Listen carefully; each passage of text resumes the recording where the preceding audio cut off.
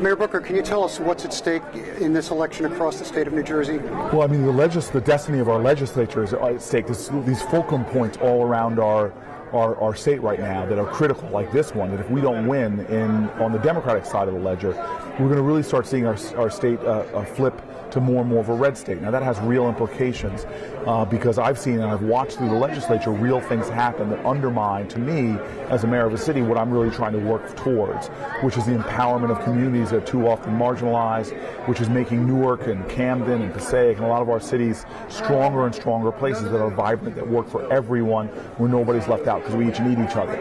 So things like I mentioned before, when a decision is made to reduce the size of the earned income tax credit, we say on one side that we don't want to raise taxes, but yet we have a reality of a tax raise on our poorest working New Jerseyans. So these are the kind of decisions that are, when we're in the middle of the hotbed of our legislature, they're very critical to me and that frustrate me when they're made the wrong way. And then we've got to start talking about what are our priorities? Are we going to sincerely be a state that when our seniors grow and old, that we're going to be there for them, for their health, for their welfare, for their housing, for their economic well-being? We must be there. We must be a state that says that we want to take on difficult, complicated issues that have caused consistent poverty within our state, that have marginalized a lot of our young people from getting access to quality education, that have made them go to buildings, if you see in Newark, where the buildings are crumbling around our children.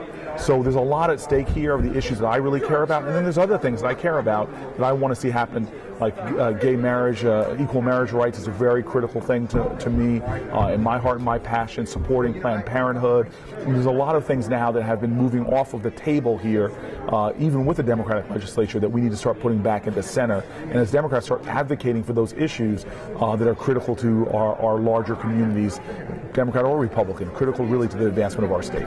We're seeing a phenomenon that we haven't seen in a generation with these Occupy Wall Street, Occupy Trenton. What's your take on that? If you look at history, it really is a profound testimony to the power of when young people, especially, organize for the sake of social justice issues.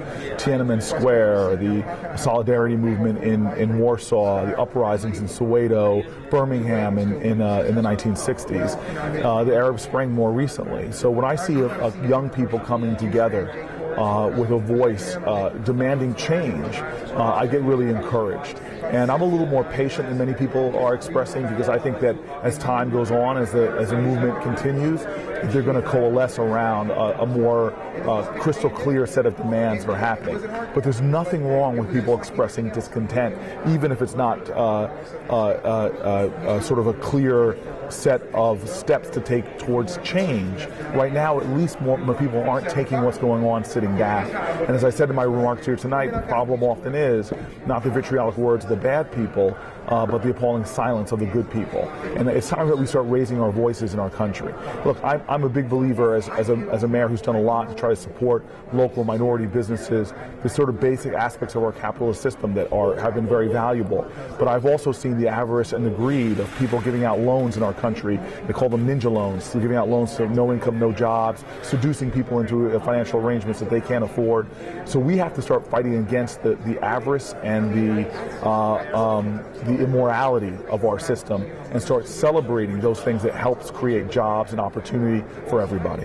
One of the key things in this election is going to be education. You were fortunate enough to get a grant from Facebook. What's the status of that? I hope people will go to the website, Foundation for Newark's Future. You can see details of every aspect of the grant, what we're doing with the money, what's the criteria in many ways for some of our decisions. But the key thing for me right now is to seed innovation. So we have a Teachers Innovation Grant right now where our public school teachers can apply for grants to innovate in what are good teaching models. We've expanded the school day so that our kids have the opportunity to work harder and longer. We've started a lot of new teaching models within our city and new school models.